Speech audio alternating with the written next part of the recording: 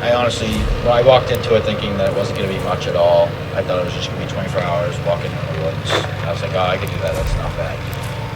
I came in with a negative mindset. That's the hardest thing I struggle with in my life is my negative mindset all the time. And I didn't finish. And as soon as I hopped in that van, I was relieved.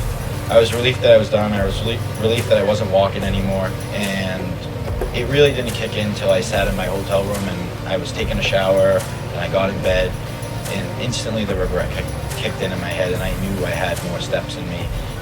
The lesson I learned through this was that my negative mindset does put a huge impact on my life.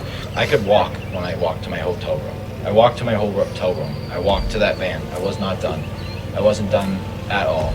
And I let my head get to me, and that's when I backed out. And that's my regret that I have for this whole entire trip, is regretting that I stopped that last step and sat down in that van. Good stuff, man. Yeah, negativity, negative mindset, negative talk, those things will totally crush you, dude. That's something you guys all need to work on, is the power of the spoken word and controlling your rudder. Your tongue is the rudder that steers you, your business, your life, your team, either in a good direction or a bad direction. And you can choose to not believe me on that if you want, but let me tell you, it is the truth. If you can learn to control your tongue, it will literally change your life. It will change your business. It will change your relationships, everything about your existence for the better. And another thing I want to hit on is you guys take into consideration that there are people depending on you, okay?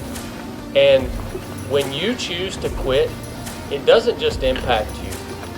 It impacts the people who are depending on you. Every one of you guys who had the moment where you chose to quit, I want you to understand it impacted the rest of the people on the team. There are people depending on you. And when you choose to quit, it doesn't just affect you. It affects everyone around you who sees you quit. You don't just let yourself down. You let everyone around you down. You start making people that see that happen, they start to think, well, it's okay to do that, right?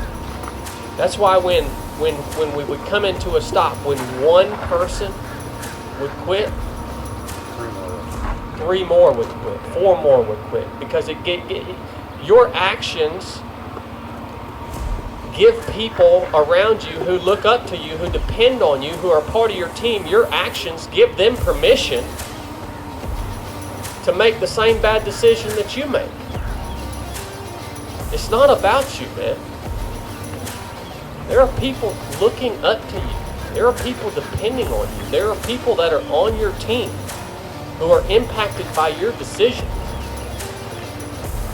So next time you have the opportunity to quit or keep going, quit being selfish. That's what you need to quit. You need to quit being selfish.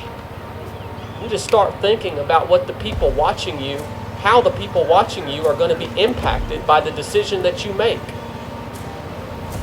Because we're leaders.